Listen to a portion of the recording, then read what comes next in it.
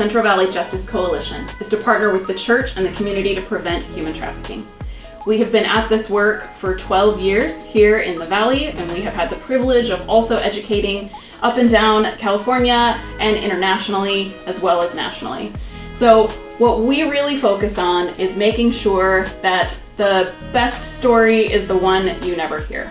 That we are able to connect with people who are vulnerable and help them to avoid exploitation before it becomes an issue. Human trafficking at its basic definition is the exploitation of one person's vulnerability for another's profit. Our mission is to partner with the church and the community to prevent human trafficking.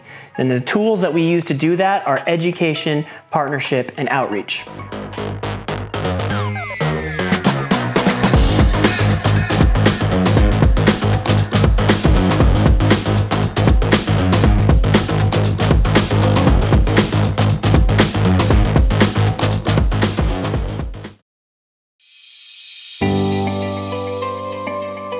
The other day, Krista Weens was telling us about the time that she spent in London and about a particular phrase that really stood out to her as it pertains to our work.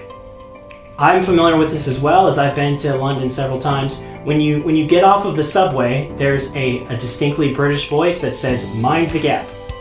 The reason why that voice exists is because there's a gap between the train and the subway platform, and should someone fall through that space, that hole, an injury would occur. Similarly, at the Central Valley Justice Coalition, from our beginning, from our founding by Jessica Pittman, we've wanted to be an organization that identifies gaps, identifies needs, identifies empty space where there aren't services, and then fill in those spaces in order to prevent human trafficking and exploitation here in the Central Valley. As you consider supporting the Central Valley Justice Coalition, we want to share with you 3 exciting programs that we are engaging in right now. One is intervention with youth who display vulnerabilities that may put them at risk for human trafficking and exploitation.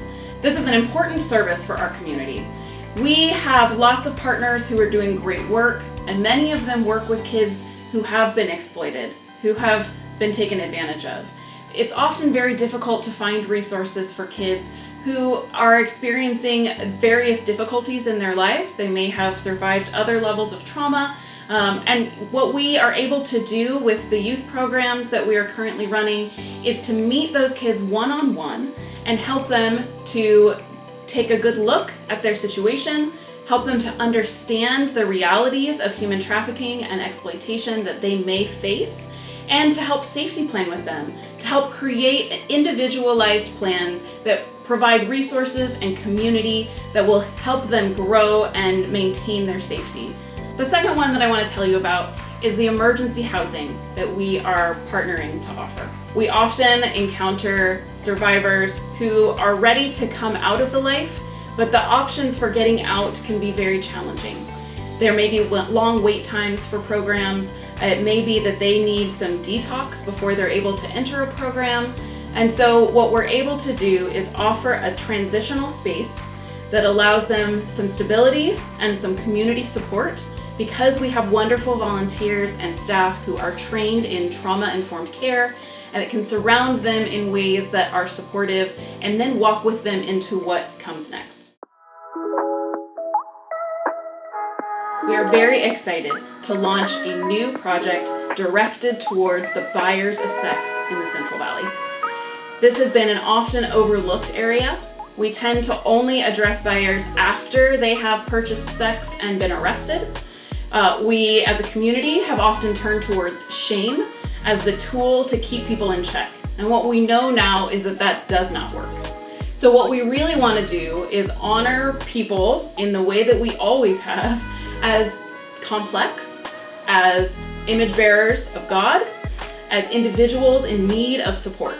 And so what our intervention for buyers does is allows men to take ownership of this problem, which is really fueled by men who are purchasing sex in our community. And God has just really provided a great group of guys that we can begin to reach out to buyers in our community. And why in the world would we do such a thing? Because that's where the industry is funded.